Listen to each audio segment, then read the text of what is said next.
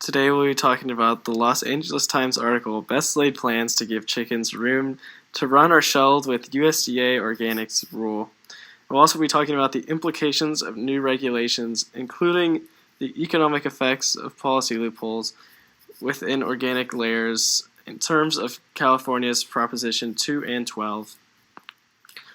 Proposition 2, also known as the Farm Animal Cruelty Act, which prohibits the confinement of certain animals in a manner that does not allow them to turn around freely, lie down, stand, and fully extend their limbs.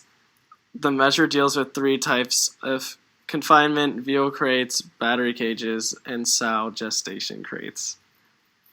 In 2018, Prop 12 added to Prop 2, establishing new minimum requirements on farmers to provide more space for egg-laying hens, breeding pigs, and calves raised for veal.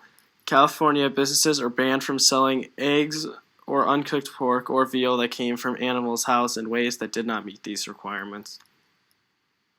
As well, the current USDA organic chicken standards define which chickens have the potential to be labeled organic and how the birds must be fed, housed, and managed.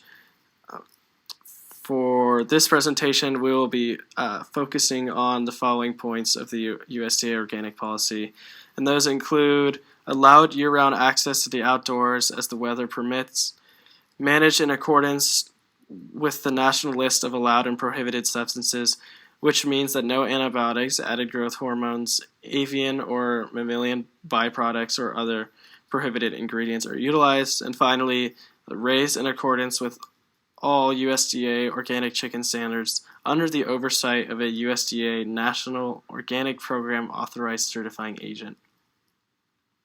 However, each of these requirements holds a possibility for a loophole. The article published by the LA Times focuses on the chicken's access to the outdoors.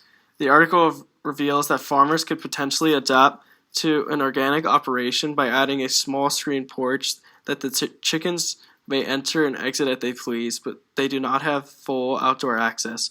Our group in turn supports the improvement of regulations in order for the chickens to be truly organic.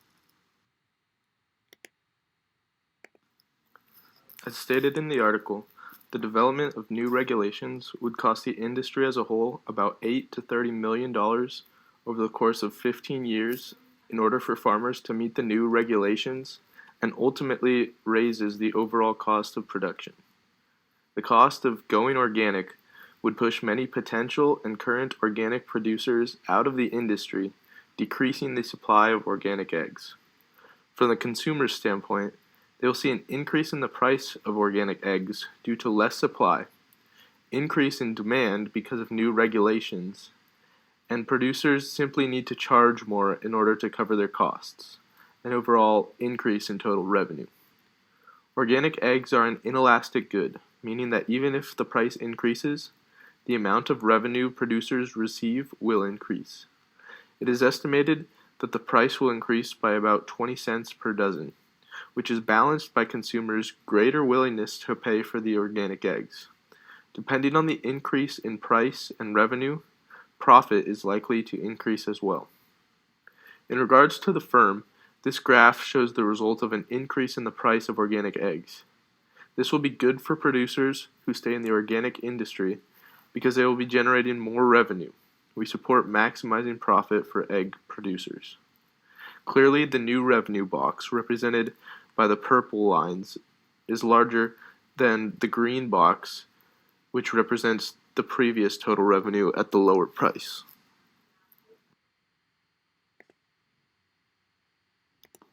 The article presents multiple supply and demand shifts. As a group, we found that the most prominent shift was a leftward shift on the supply curve, seen by the yellow line.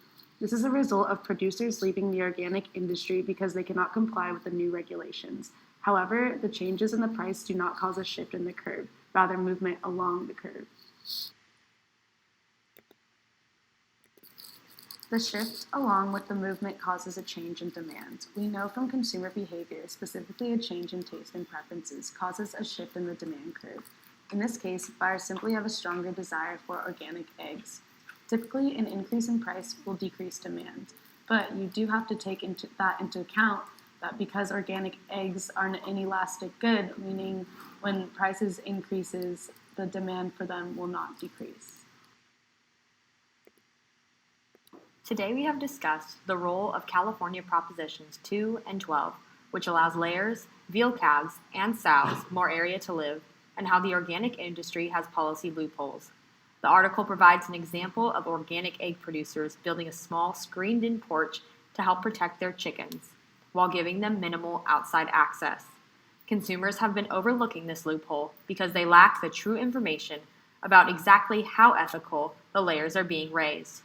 In support of individual firms, our group supports the improvement and additions of regulations in order to make organic production more profitable to those who choose to stay in the organic egg industry. Thanks for watching.